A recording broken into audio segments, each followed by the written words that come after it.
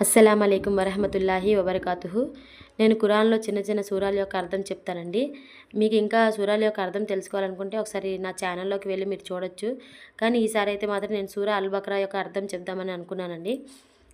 Part 1 part 2 చేశానండి. ఇది part 3 మాట. ఇది చాలా పెద్ద సూర కాబట్టి చాలా టైం పడుతుంది చేయడానికి. ఎందుకంటే ఒకేసారి చదివి చెప్పడం అవ్వదన్నమాట.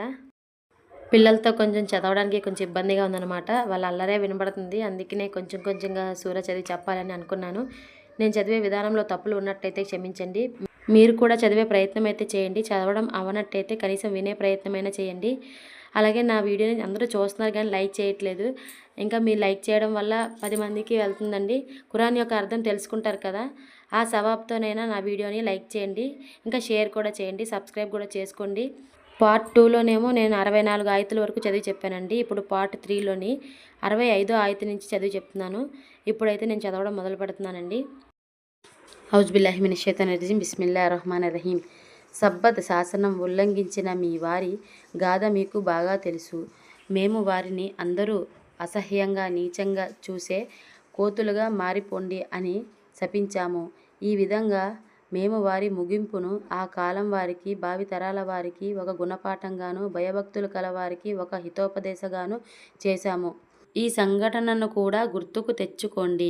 మూసా తన జాతి వారితో, అల్లాహ్ మిమ్మల్ని ఒక గోవును బలిగా ఇవ్వండి అని ఆజ్ఞాపిస్తున్నాడు అని అన్నప్పుడు వారు మాతో నీవు పరిహాసమాడుతున్నావా అని బదులు పలికారు. అవివేకుల మాదిరిగా నేను మాట్లాడకుండా నన్ను రక్షించు అని అల్లాహ్ను శరణు వేడుకుంటున్నాను అని మూసా అన్నాడు. అప్పుడు వారు సరే, ఆ ఆవును గురించి వివరంగా మాకు చెప్పు అని నీవు నీ ప్రభువును అడుగు అని మూసాను కోరారు. అతను ఇలా సమాధానం చెప్పాడు, అది ముసలిది కాదు, లేగదూడ కాదు, మధ్య వయసులో ఉన్న ఆవు అయి ఉండాలి అని అల్లాహ్ అంటున్నాడు. కనుక ఆజ్ఞాపించిన విధంగా చెయ్యండి. వారు ఇంకా అడిగారు, దాని రంగు ఏదై ఉండాలో నీ ప్రభువును అడిగి మాకు చెప్పు. మూసా, అది మెరిసే పసుపు వన్నె కలిగి చూసేవారికి మనోహరంగా కనిపించాలి అని అల్లాహ్ ఆజ్ఞ అని వారికి తెలిపాడు. మళ్ళీ వారు ఇలా అన్నారు, అసలు ఏ విధమైన ఆవు కావాలో నీ ప్రభువును అడిగి మాకు స్పష్టంగా తెలుపు. దానిని నిర్ణయించడంలో మాకు సందేహం కలిగింది. అల్లాహ్ కోరితే మేము దానిని కనుగొంటాము. మూసా, అది ఏ కృషి చెయ్యనిదై, భూమి దున్ననిదై, మూట లాగనిదై, ఏ లోపము లేనిదై, సంపూర్ణ ఆరోగ్యము కలిగినదై ఉండాలి అని అల్లాహ్ అంటున్నాడు అని వారికి జవాబు చెప్పాడు. అర్థమైంది. నీవు ఇప్పుడు సరియైన గుర్తులు చెప్పావు అని వారు పలికారు. అప్పుడు వారు ఆవును బలి ఇచ్చారు. లేకపోతే వారు అలా చేసేవారు కాదు. మరొక సంఘటనను కూడా మీరు గుర్తుకు తెచ్చుకోండి. మీరు ఒక వ్యక్తిని హత్య చేశారు. దాని గురించి మీలో మీరు వాదులాడుకుంటూ హత్యానేరాన్ని ఒకళ్ళపైనొకళ్ళు మోపుకోవటం ప్రారంభించారు. కానీ మీరు గుప్తంగా ఉంచుతున్న దానిని బట్టబయలు చేయటానికే అల్లాహ్ నిర్ణయం చేశాడు.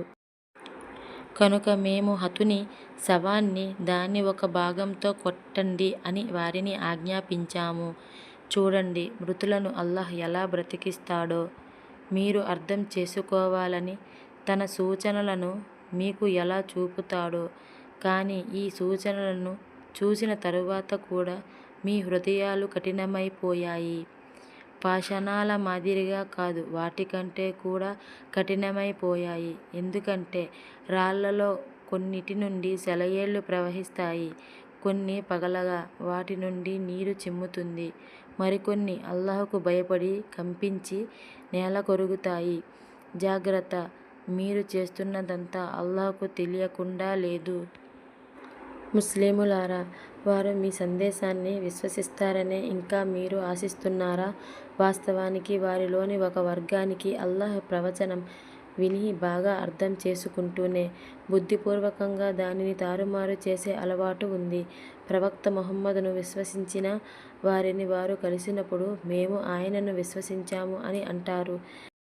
కానీ వారు ఏకాంతంగా ఒకరినొకరు కలిసినప్పుడు మీకేమన్నా బుద్ధి ఉందా? అల్లాహ్ మీకు స్పష్టం చేసిన విషయాలను వారి ముందు ఎందుకు వెల్లడి చేస్తారు? మీ ప్రభువు సమక్షంలో మీకు వ్యతిరేకంగా వాటిని నిదర్శనాలుగా వారు వినియోగించటానికా అని అంటారు. వారు దాచేదంతా, వెల్లడి చేసేదంతా అల్లాహకు తెలుసని వారికి నిజంగానే తెలియదా?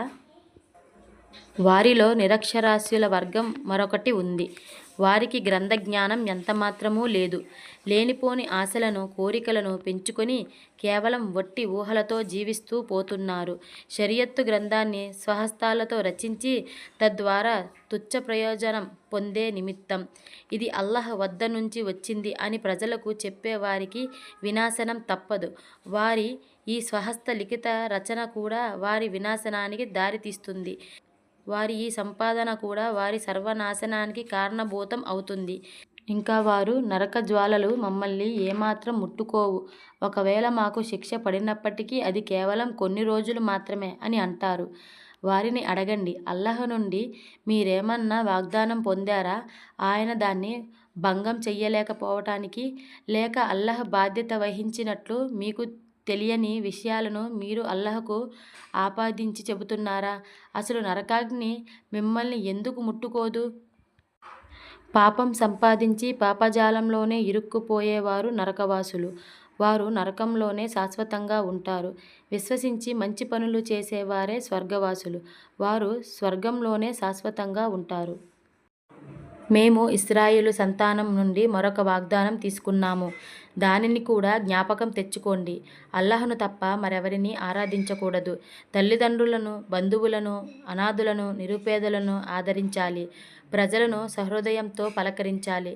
నమాజును స్థాపించాలి. జకాత్ ఇవ్వాలి. కానీ కొందరు తప్ప మీరంతా వాగ్దాన భంగం చేశారు. ఇప్పటికీ మీరు దానిని లక్ష్యపెట్టడం లేదు. మేము మీ నుండి తీసుకున్న మరొక వాగ్దానాన్ని గుర్తుకు తెచ్చుకోండి. మీరు ఒకరినొకరు చంపుకోరాదు.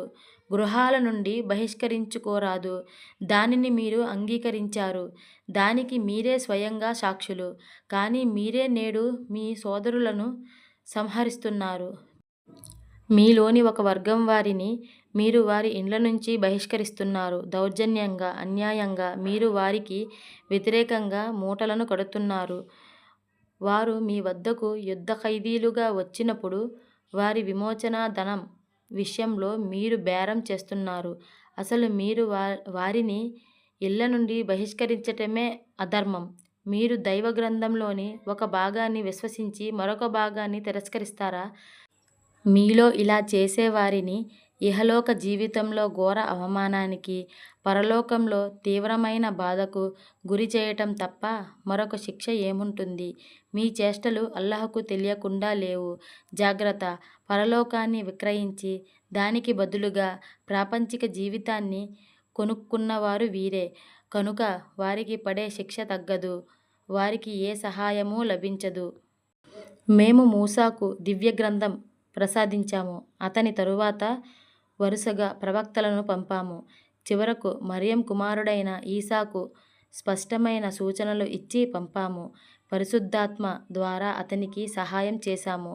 మీ మనోవాంఛలకు ప్రతికూలంగా ఉన్న దానిని తీసుకొని ఏ ప్రవక్త అయినా మీ వద్దకు వచ్చినప్పుడు మీరు ఆయన పట్ల తలబిరుసుతనంతో ప్రవర్తించారు. కొందరిని తిరస్కరించారు, మరికొందరిని చంపారు. ఇదేమి వైఖరి? వారు మా హృదయాలు సురక్షితంగా ఉన్నాయి అని అంటారు. కాదు, అది నిజం కాదు. అసలు విషయం ఏమిటంటే వారి అవిశ్వాస వైఖరి కారణంగా అల్లాహ్ వారిని శపించాడు. కనుక వారు విశ్వసించటం అనేది కాని పని.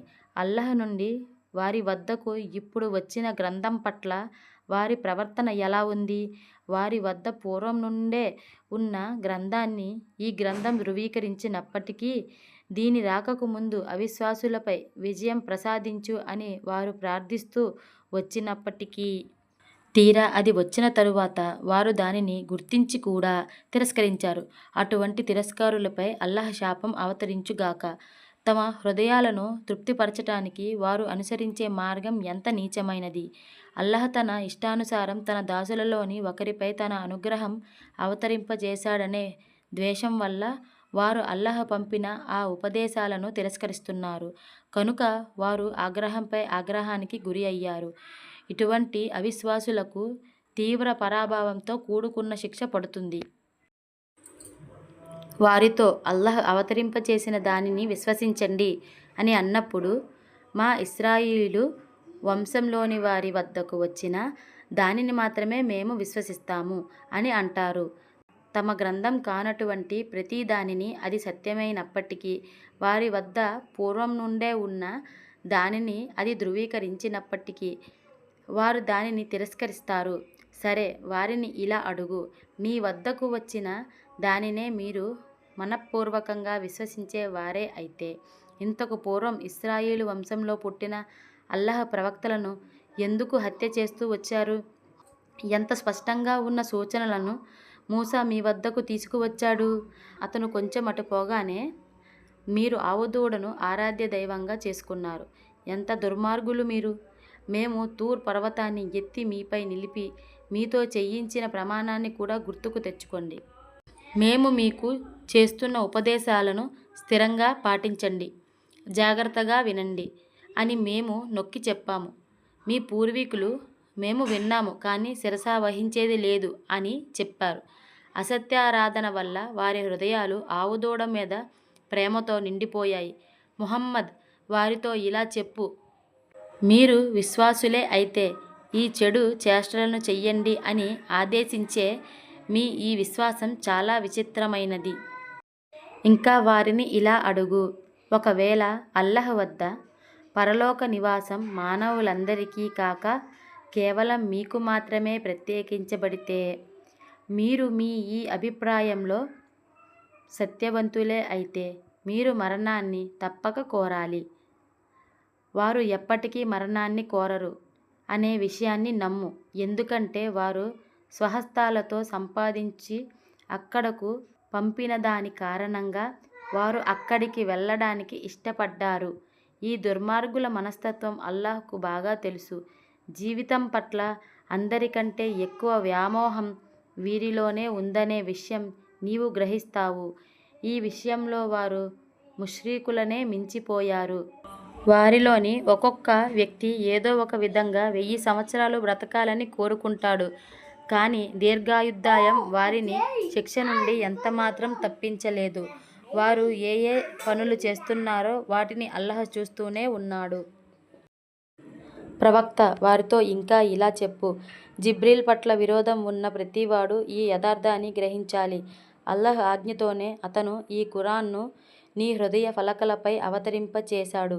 పూర్వం వచ్చిన అన్ని గ్రంథాలను అది ధృవీకరిస్తుంది, అవి నిజమని బలపరుస్తుంది. విశ్వసించే వారికి అది హితోపదేశం, సాఫల్యం సిద్ధిస్తుందని తెలిపే శుభవార్త. జిబ్రీలు పట్ల వారికున్న విరోధానికి కారణం ఇదే అయితే వారికి ఇలా తెలుపు, అల్లాహ్కు, ఆయన దూతలకు, ఆయన ప్రవక్తకు, జిబ్రీలుకు, మీకాయిలుకు ఎవరు శత్రువులో అటువంటి అవిశ్వాసులకు అల్లాహ్ శత్రువు. 98 ఆయతుల వరకు అల్హమ్దులిల్లా చదివి చెప్పానండి. మిగతాది కూడా చదివి చెప్పే భాగ్యం అల్లాహ్ ఇవ్వాలని కోరుకుంటున్నాను. నేను చదివే విధానంలో తప్పు ఉన్నట్టయితే క్షమించండి. కనీసం వినే ప్రయత్నమైనా చేయండి. నా వీడియోని లైక్ చేయండి, ఇంకా షేర్ కూడా చేయండి, సబ్స్క్రైబ్ కూడా చేసుకోండి. అస్సలాము అలైకుం వరహ్మతుల్లాహి వబరకాతుహు.